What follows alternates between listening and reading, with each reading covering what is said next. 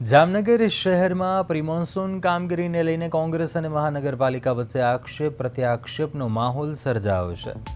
શહેર કોંગ્રેસ સમિતિએ આરોપ લગાવ્યો કે રંગમતી નાગમતી નદી સહિત શહેરની વિવિધ કેનાલોમાં સફાઈની કામગીરી માત્ર કાગળ ઉપર દર્શાવવામાં આવી છે। શહેર કોંગ્રેસ પ્રમુખ દિગુભા જાડેજાએ જણાવ્યું કે ચોમાસું નજીક હોવા છતાં અનેક સ્થળોએ ગંદકી અને કાંપ યથાવત જોવા મળ્યો છે। કોંગ્રેસ મહાનગરપાલિકાના અધિકારીઓ એજન્સી કોન્ટ્રાક્ટરો સાથે સંયુક્ત સ્થળ નિરીક્ષણ કરવાની માંગ કરી છે કે જેથી વાસ્તવિક સ્થિતિ સામે આવી શકે। કોંગ્રેસનો આક્ષેપ છે કે લાખો રૂપિયાના ખર્ચ છતાં સફાઈ કામગીરી સંતોષજનક નથી। સ્થળ નિરીક્ષણ દરમિયાન કોઈ ગેરરીતિ કે ભ્રષ્ટાચાર સામે આવશે તો જવાબદારો સામે કડક કાર્યવાહી કરવાની માંગ પણ કરાઈ છે। સાથે જ તાત્કાલિક સફાઈ કામગીરી પૂર્ણ નહીં થાય તો આગામી દિવસોમાં આંદોલન કરવાની ચીમકી ઉચ્ચારાઈ છે।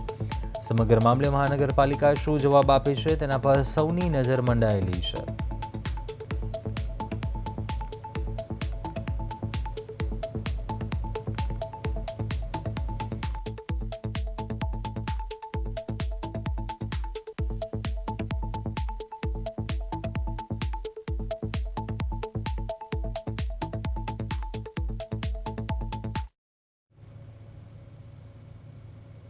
આજે 5 વર્ષથી સંકલનની મીટિંગ નહોતી થતી, પણ અહીંયા જે આ 16 અધર ચૂંટાણાના છે, 60 જણા ચૂંટાય છે, એના આ મિલકત એની પોતાની સમજે છે। એમ આજે પણ એ સંકલનની મીટિંગ થઈ।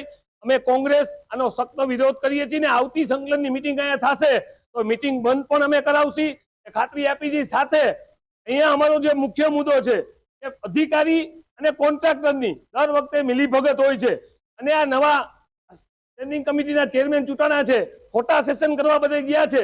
વાસ્તવિક જોયું હોય તો કોંગ્રેસના એક કાર્યકર્તા સાથે આવો।